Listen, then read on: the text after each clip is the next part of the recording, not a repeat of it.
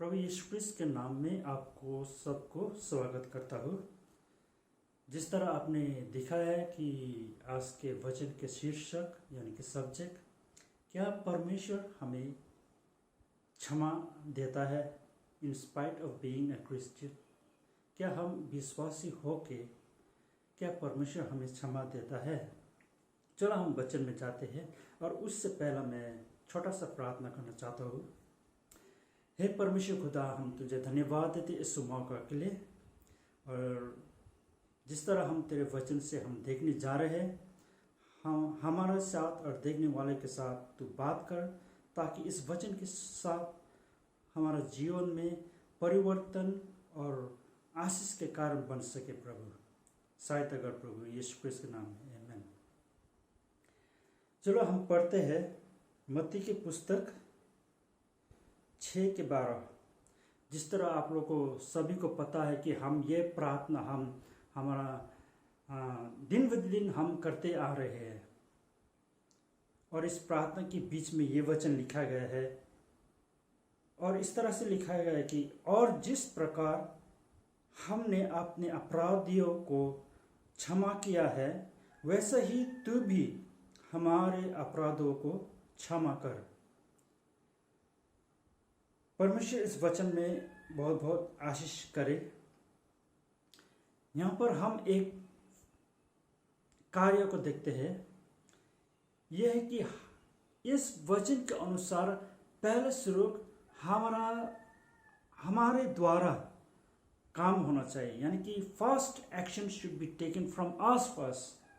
हम लोग इस तरह हम पढ़े हैं कि जिस प्रकार से हम दूसरों को क्षमा करते हैं, इसी तरह परमेश्वर तू भी हमारा अपराधों को क्षमा कर बोल रहे हैं, यानी कि फर्स्ट एक्शन हमारे तरफ से होना चाहिए।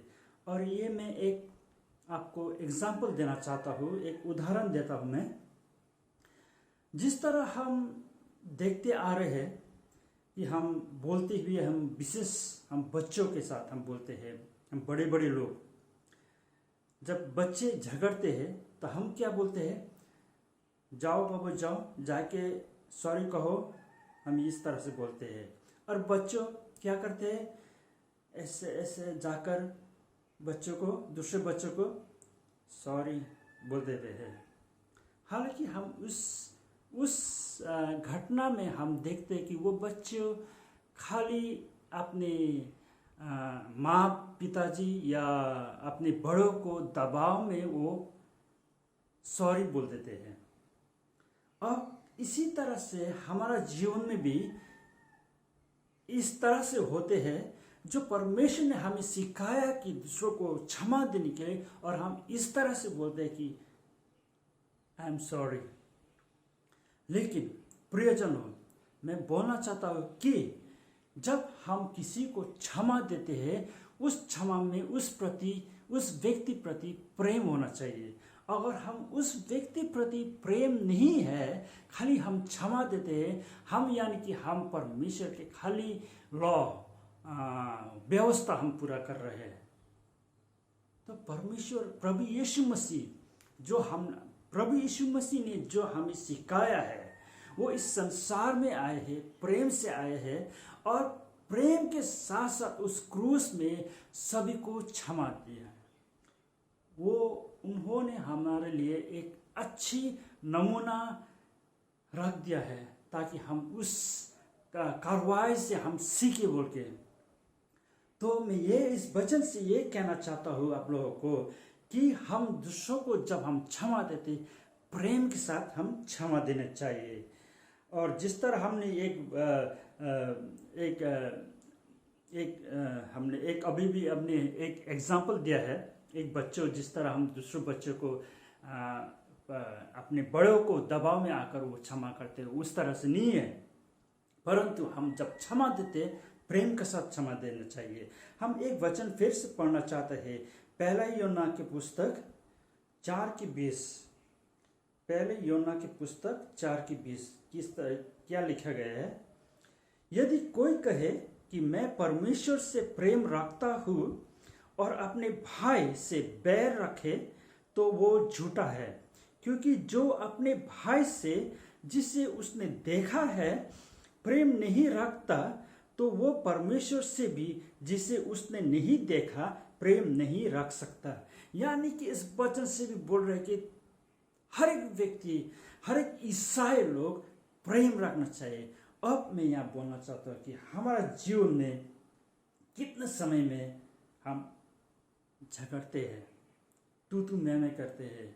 और ये वचन में लिखा है कि जब तुम अपने भाई यानी कि अपने में ज्यादा तू मैं होते हैं, पराई में नहीं होते हैं, परंतु अपने में तू मैं होते हैं। और यहाँ तक कि मैंने भी कितनी मंडली में मैंने देखा है कि कोई विश्वासी दूसरे विश्वासी के साथ नहीं बात करते हैं।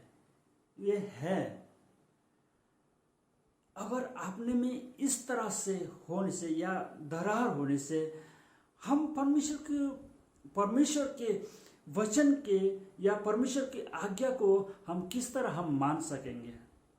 परमेश्वर ने तो कहा है कि तुम तुम्हारा दुश्मन को भी प्रेम करो, बल्कि ये तो अपने हैं। हम अपने के साथ भी कभी कभार हम प्रेम नहीं करते, हम तू मैं करते हैं। ईसाई बन गया वो आसान है, परंतु ईसाई में चलने के लिए वो कठिन है। कितने बोलते हैं आप आके ईसाई बनो, आपको ये मिलेगा, आपको चंगा मिलेगा, आपको प्रॉस्पेरिटी मिलेगा, आपको ये मिलेगा, क्या नहीं बोलते हैं। परंतु परमेश्वर कहते हैं कि परमेश्वर कहते हैं कि मेरे वचन को जो आज्ञा पालन करता है वो धन्य कहे बोल के। और हम वो व्यक्ति होना चाहिए जो हम आज्ञा पालन कर सीखे। और साथ साथ में उस बगल में भी लिखा है, पहले यूहन्ना 3:15 में लिखा गया है, उस वचन के बगल में ही पहला यूहन्ना 3:15 में लिखा गया है, जो कोई अपने भाई से बैर रखता है, या अपने भाई बोला है, परंतु ये अपने भाई हो या बहन हो या मिस्टर हो या मिसेस हो, है ना, जो कोई अपने भाई से बैर रखता है वो हत्यारा है। देखिए यहाँ वचन में लिखा गया है कि वो हत्यारा है, क्योंकि उस व्यक्ति प्रति हेट्रेड, नफरत रख रहा है और उसमें प्रेम नहीं है। तो ये बोल रहा है कि ये वचन बोल रहा है कि उस प्रेम को उन्होंने हत्या किया है और उस प्रेम की जगह में खाली नफरत है। और यहाँ वचन में बोला गया है कि वो हत्यारा है। और तुम जानते हो कि किसी हत्यारे में अनंत जीवन नहीं रहता है। परमेश्वर के वचन दो धार तलवार है, दो धार तलवार है। ये मुझे भी काटते हैं, ये आपको भी काटते हैं। जो आप देख रहे हैं आपको भी काटेगा, हमको भी काटेगा परमेश्वर के वचन ने। और ये वचन के द्वारा हम ये जानते हैं कि हम अपने भाई, अपने विश्वासी को किस तरह प्रेम रखना है। अगर उस प्रेम की जगह में उनके जीवन में उनके जीवन के प्रति हमारे नफरत हो, तो हम हत्यारे गिना जाते हैं। अब ये हो कि सभी विश्वासी एक ही नहीं होते हैं। कोई विश्वासी टेढ़े होते हैं, कोई विश्वासी सिद्ध होते हैं, कोई विश्वासी चतुर होते हैं, कोई विश्वासी को इनको पता है कि ये हमें क्षमा करेगा, ये हमें क्षमा करेगा, लेकिन मैं बार बार उसको मैं फंसाऊंगा बोल के। जिस तरह हमें फाइनेंशियली भी हमें फंसाते हैं, है ना, तो हम सभी विश्वासी को तो हम विश्वासी के नज़र में नहीं देख सकते हैं, पर हम चतुर भी होते हैं कि ये सही है कि नहीं बोल के, है ना। तो एनीवे, आप उस व्यक्ति प्रति आप क्षमा दो, आप उस व्यक्ति प्रति आपका प्रेम होना चाहिए और क्षमा होना चाहिए। और एक बात है, जिस तरह से हमने कहा आगे से कि हमें क्षमा देना चाहिए, आप क्षमा दो और भूल जाओ, फॉरगिव एंड फॉरगेट इट। ये हमारा जीवन में होना चाहिए। अगर ये हमारा जीवन में नहीं होगा तो हम अधूरा विश्वासी है, हम नाम के लिए खाली विश्वासी है। हम एक वचन फिर से पढ़ते हैं, मत्ती की पुस्तक 7:21। मत्ती की पुस्तक 7:21-22 में पढ़ूंगा। जो मुझसे हे प्रभु कहते हैं, उनमें से हर एक स्वर्ग के राज्य में प्रवेश ना करेगा, परंतु वही जो मेरे स्वर्गीय पिता की इच्छा पर चलता है। उस दिन बहुत देर मुझसे कहेंगे, हे प्रभु, क्या हमने तेरे नाम से भविष्यवाणी नहीं की और तेरे नाम से दुष्ट आत्माओं को नहीं निकाला और तेरे नाम से बहुत अचंभ के काम नहीं की?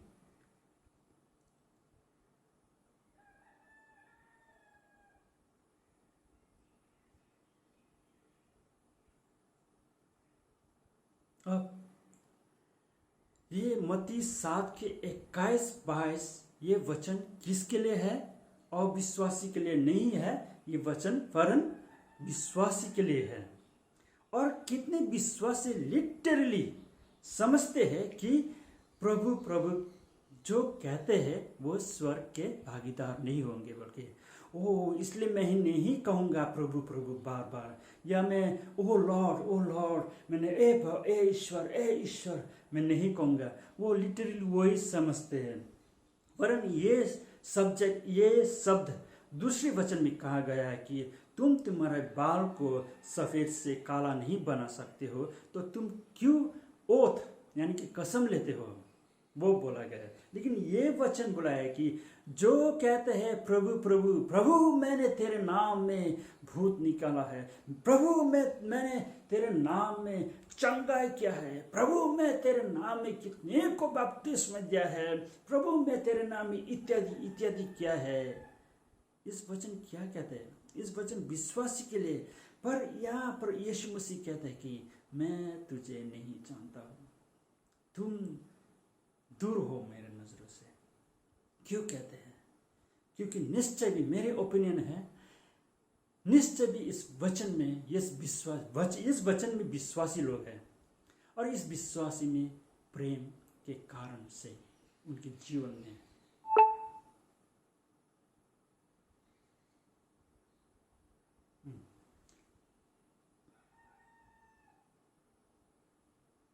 और इस वचन में प्रभु ने विश्वासियों को बोला गया है। और क्या हो सकता है कि प्रभु यीशु मसीह कहते हैं विश्वासियों को, मैं तुझे नहीं जानता हूं। मुझे लगता है कि इनके जीवन में प्रेम नहीं है, वो खाली दिखाते हैं, वो खाली चंगाया करते प्रभु यीशु क्रिस्त के नाम में, वो भविष्यवाणी करते, लेकिन उनके जीवन में प्रेम नहीं है।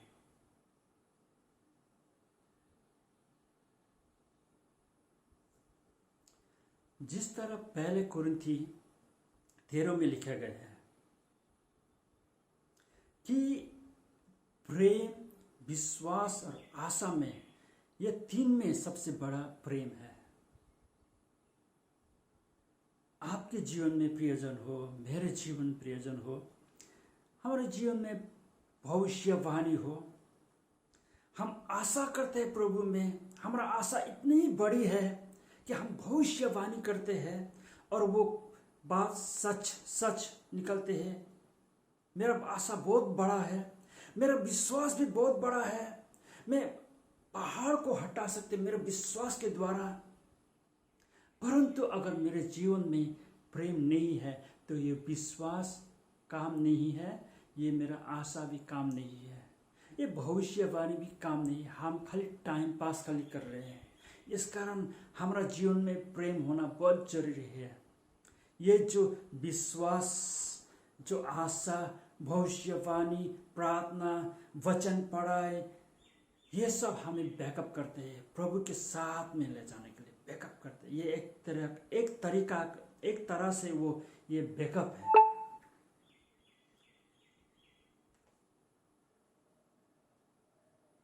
यहाँ तक कि प्रभु यीशु मसीह ने भी हमें सिखलाया है कि हम अपने दुश्मन को भी प्रेम करना मुझे।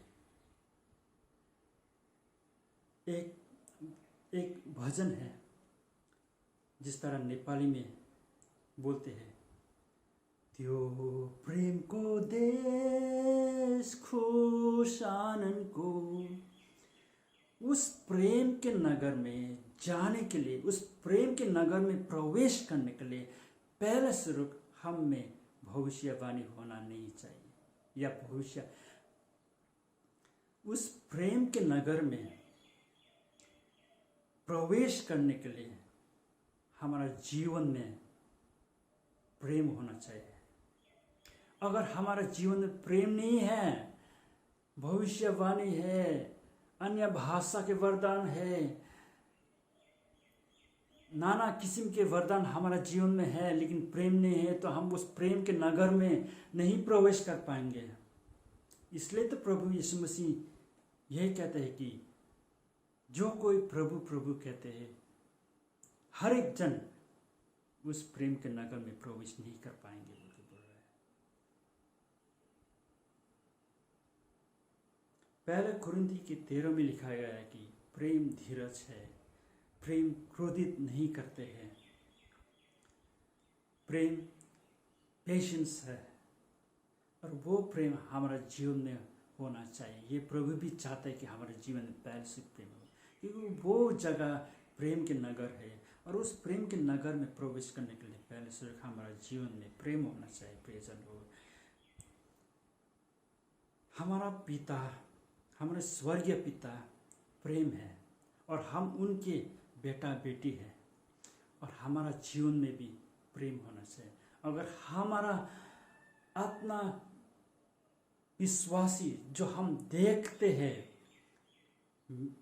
हैं उनको जीवन में दिन ब दिन देखते हैं, हम उनके जीवन में जब हम प्रेम नहीं कर सकते तो हम कैसे हम प्रेम करेंगे? हमारा जीवन में इसका मतलब प्रेम ही नहीं है।